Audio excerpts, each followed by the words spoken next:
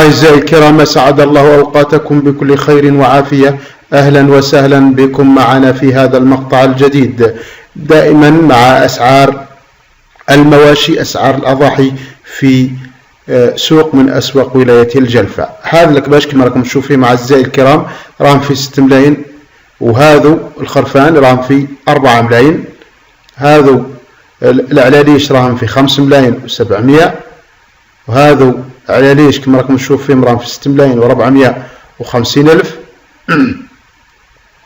هذا الرسلة نتاع الكباش كما راكم تشوفوا فيها أعزائي الكرام، كما راكم تشوفوا فيها الله يبارك الله يبارك، راهم عاطين فيها 7 ملايين غير 100 ألف، معناها 6 ملايين و900. نزيدو نمر معاكم هذه علالش راهم في 4 ملايين و220 ألف، هذو راهم في 4 ملايين و220 ألف. هذا قلنا راهم في 6 ملايين و900 ألف. شوفوا راهم دايرين الله يبارك. هذا راهم في 6 ملايين و450 ألف، هذا راهم في 5 ملايين و700. سلعة صافية ما شاء الله الله يبارك، انت عيد وفرح نسيبتك. هذا الخرفان الذكور راهم في 4 ملايين كما راكم تشوفين الله يبارك، 1 2 3 4 5 6 خرفان ذكور راهم في 4 ملايين. الموالة راهم يدعوا في ربي ان شاء الله بينزل عليهم الغيث النافع. الموالة راهم يشكوا، قال لكم العام صعيب علينا، النخالة والعلف غلى عليهم، الكلاء في الارض ما كانش. عزيزي المشاهد لا تنسى الاشتراك في القناة والتفاعل مع الفيديو بالاعجاب. هذا العلاليش راهم في 6 ملايين كما راك تشوف عزيزي المشاهد، هذا راهم في 6 ملايين الله يبارك الله يبارك. احنا رانا نقدموا لكم في اسعار كبش العيد اليوم من ولاية الجلفة. هذا العلالش راهم في 6 ملايين كما راكم تشوفين اعزائي الكرام.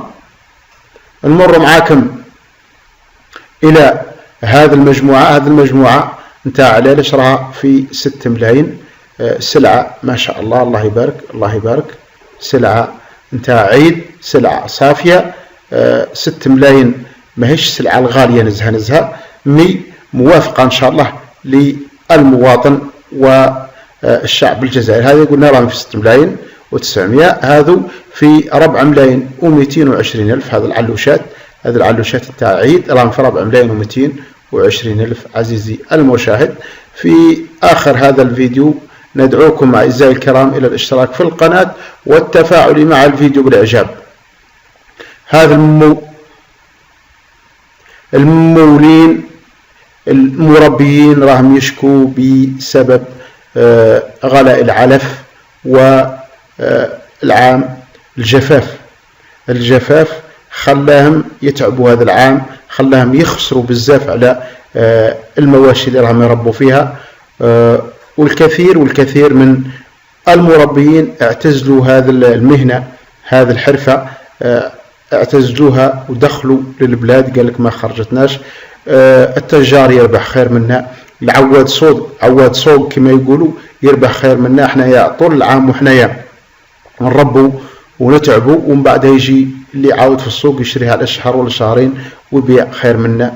لذلك والكثير ممن اعتزلوا هذه المهنة. عزيزي المشاهد لا تنسى الاشتراك في القناة والتفاعل مع الفيديو بالإعجاب تشجيعا لنا لنستمر بنشر المزيد إن شاء الله. دمتم في رعاية الله وحفظه.